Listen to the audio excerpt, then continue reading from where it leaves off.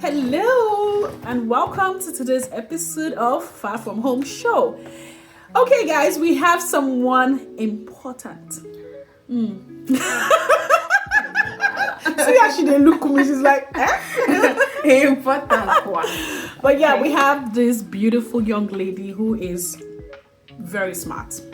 Very, very smart. Tech guru. Baby's like, on a walk. Okay. My Igbo brothers. Okay. I don't know how to say it in Yoruba. You're going to help me. But yeah, let's welcome her. She's going to introduce herself and tell us a little bit about herself before we jump into the questions for today. Can we meet you? Hi everybody. My name is Anuoluwapo Balogun and I am a DevOps engineer / Kubernetes engineer, a mom of 2, tech guru like she said. And what else am I not saying? I mean, that's just the shortest introduction I can give. You today humble. You are humble, but it's fine.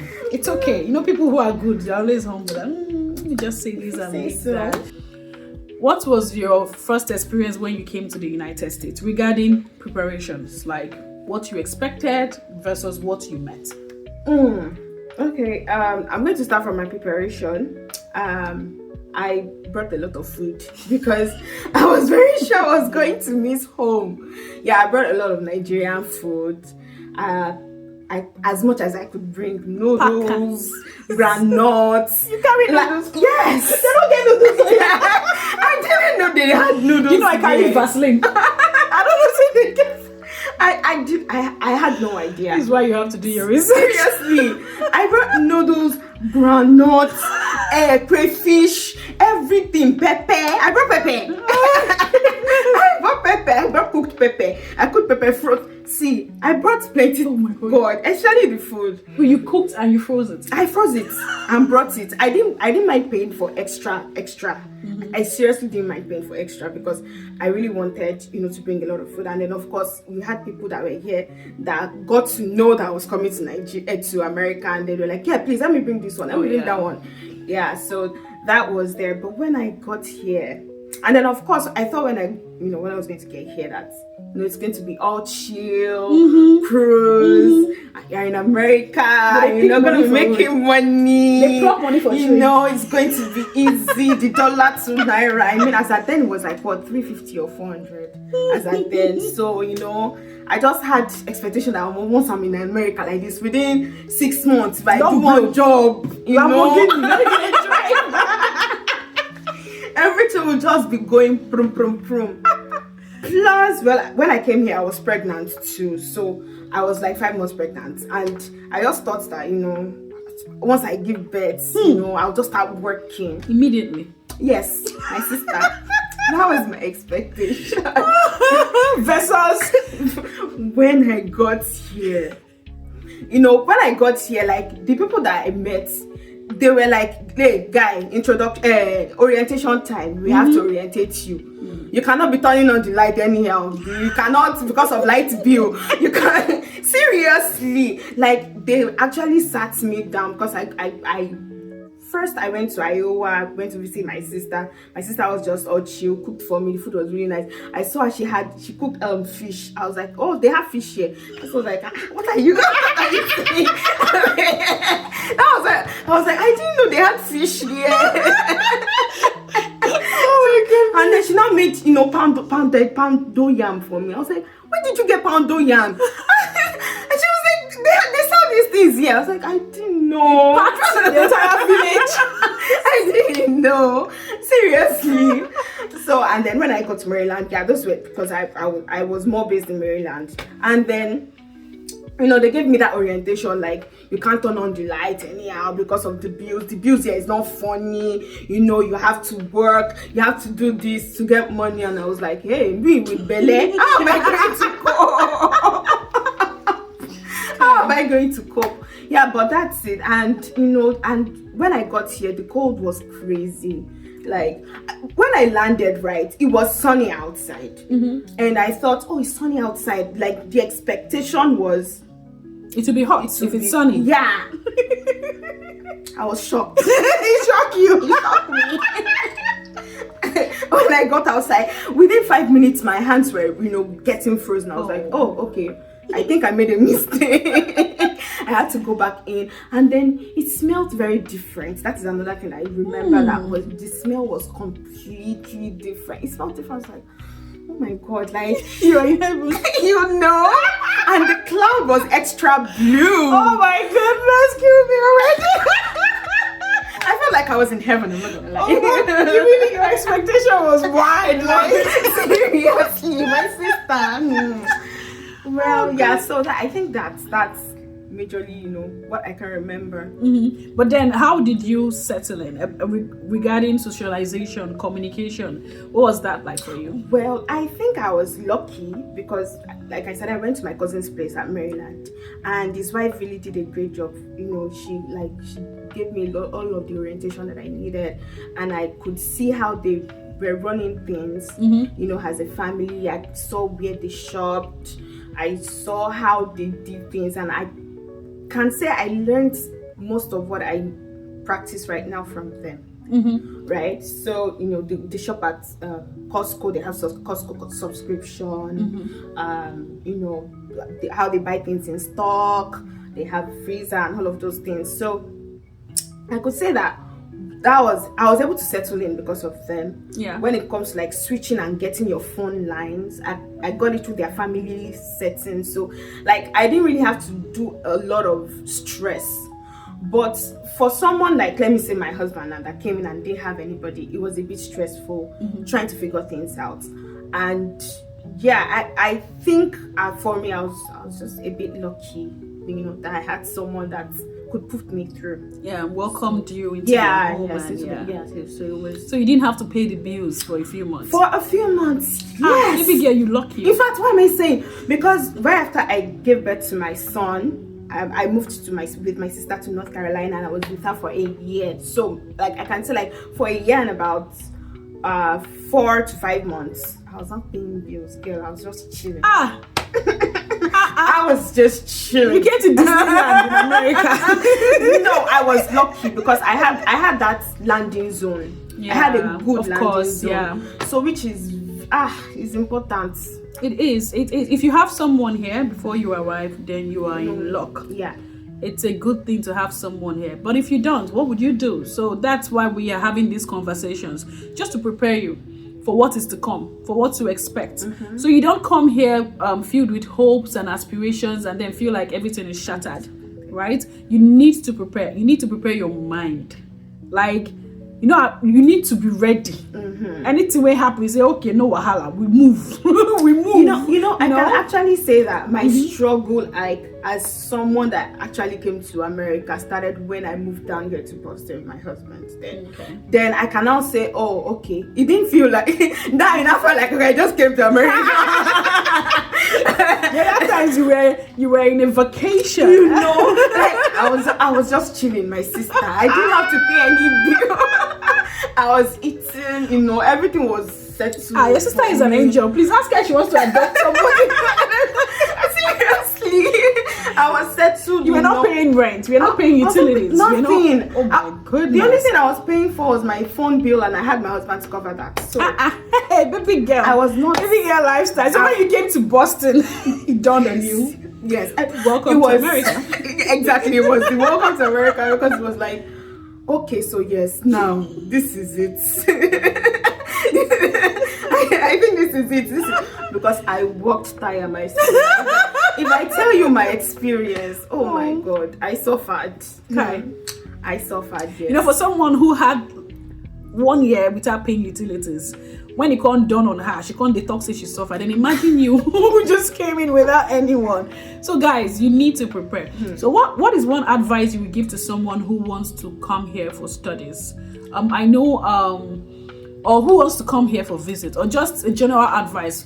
Like you've spoken about your expectations and what you saw when you arrived. What would you say to someone who is coming in regards to preparation? In regards to preparation, I would say that whatever skill that you can grab before leaving Nigeria, please get it and be good at it. I mean, like real good, confidence good. You see, now that I'm into tech, before I left Nigeria, so my visa had this situation where it was in administrative processing for 3 months. And so I got delayed. And during that process, I had a friend that was into Linux administration. And the guy was like, hey, Anu, since you're waiting, why not come learn Linux and all of that? I was like, no, me, I'm a singer, please. I'm not interested in all of that. My only just sing. If I come to America, I'll join one choir, they'll be giving me $50 per hour, and I'll be singing, right? Because the expectation, the expectation was high. I was like, please, I don't need that. What's Linux administration? But then I wished I did that, because now I'm really into tech, and if I actually saw the future, did you ever think I would have done it? Because my friend wanted to teach me for free. Like, what? He wanted to teach me for free. I wasn't going to pay any money, but I was like, I don't blame you. So, you are not aware. I was not aware. That is it. And especially for singers, something I've noticed is, like, you will see professionals that are great at their job, maybe an accountant, or just even regular people that do regular jobs, but they are good singers. So you are not exceptional. There's nothing super unique about you, aside from the fact that, okay, you're a good singer. So whatever skill, whether it's braiding hair or making nails, cosmetics, anything, just learn it and be quite good at it, so because it can be very useful. You don't know what knowledge would be useful for you when you get here. That's absolutely. I had that experience too. During the summer of 2021, it was actually braiding that paid my bills, right? I knew how to braid in Nigeria, but I wasn't so good at it.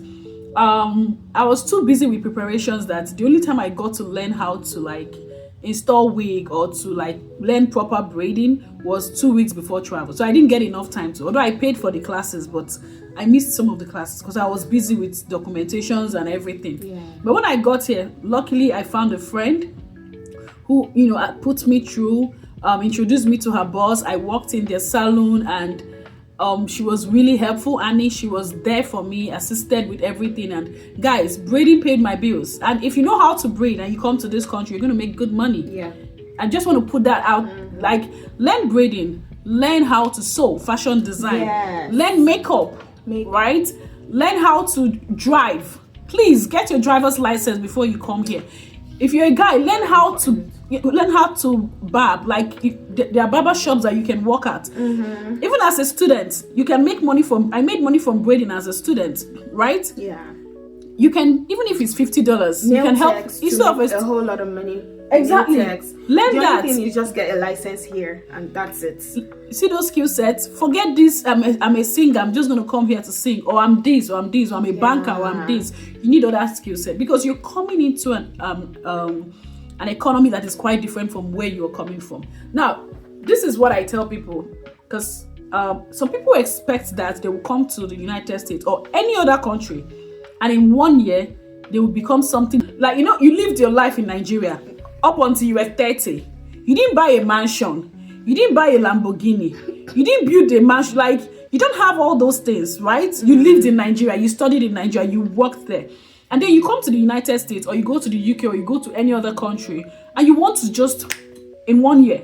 That is not possible. I think I can't really blame people that are in Nigeria that think that once you come here, it's raining dollars. Yeah. Because it's something that people that have come into the country before us, they make it seem like, oh, it's all money. And then when they go back to Nigeria, they spend a lot of money. They are balling. They don't talk about their struggles. Yeah, they don't talk about their struggles. They just they just make it seem like, oh, it's all rosy and honey here. Yeah. So it's not like that.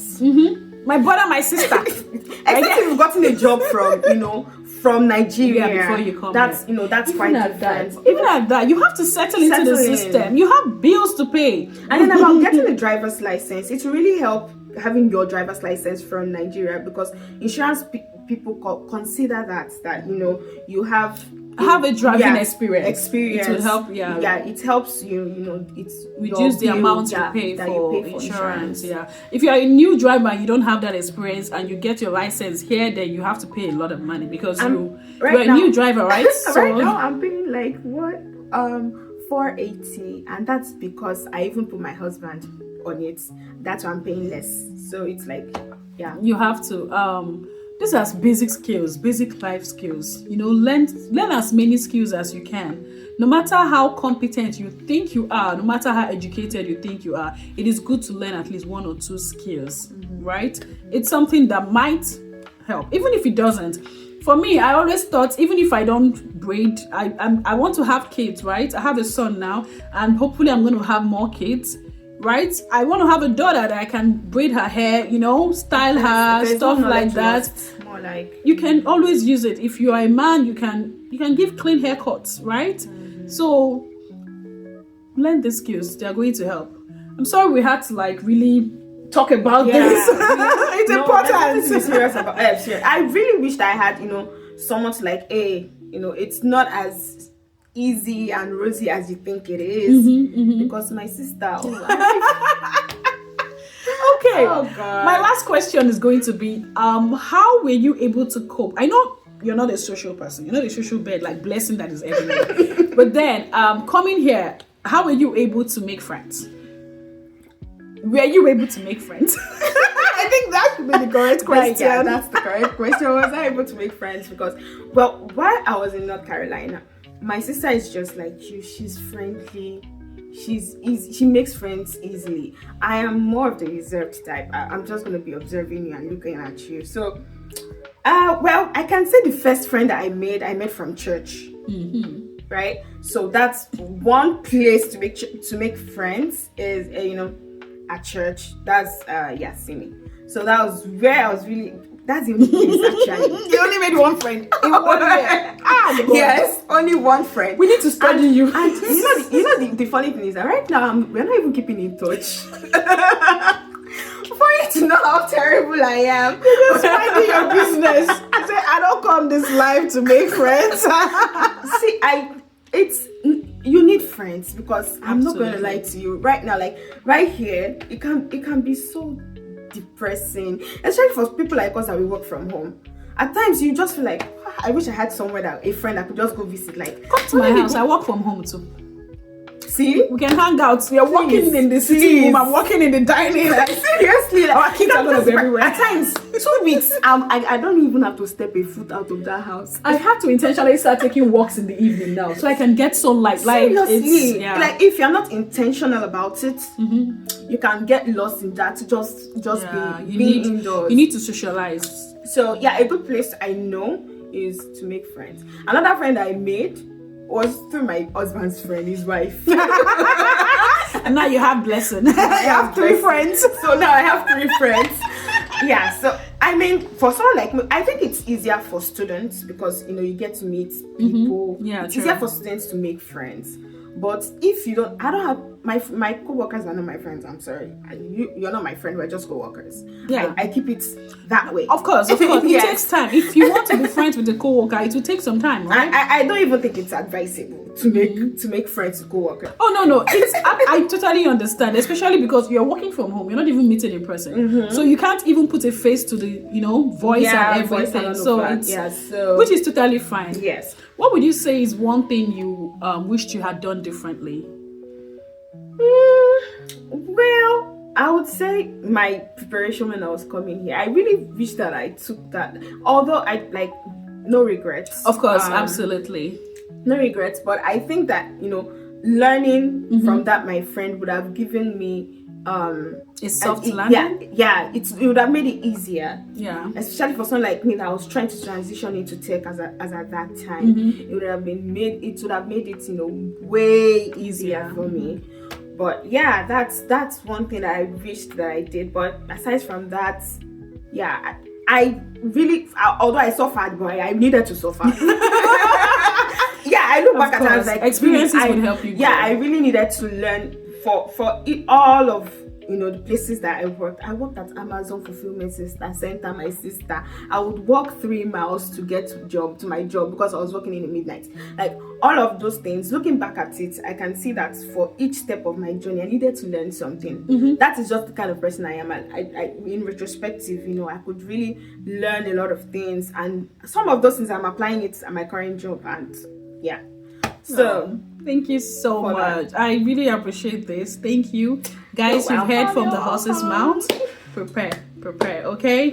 Wish you all the best. Would you like to share your social media handles with us? You get social media handle. I do. I'm not that bad. Okay. And she's a single. Now take try. girl. I try. You're the queen diva. Thank you. But there's a but. Anyways, guys, so what's your social media handle? IG. That's the only one I'm really actually active on. That's ANNUOREE. Yeah, that's my mostly the accent. Accent, yo. Thank you so much, Anu, for joining us. This was really informative. This was interesting. I enjoyed speaking with you. I did. I should have more ladies on the show. Women supporting women. I tell you. Okay, guys, thank you so much for joining us. Don't forget to join us in our next episode. Hopefully, you see another fine girl. Yes. Like this fine mama. 2 children. See how she fine. Like 10 people. Guys, thank you for watching. Bye.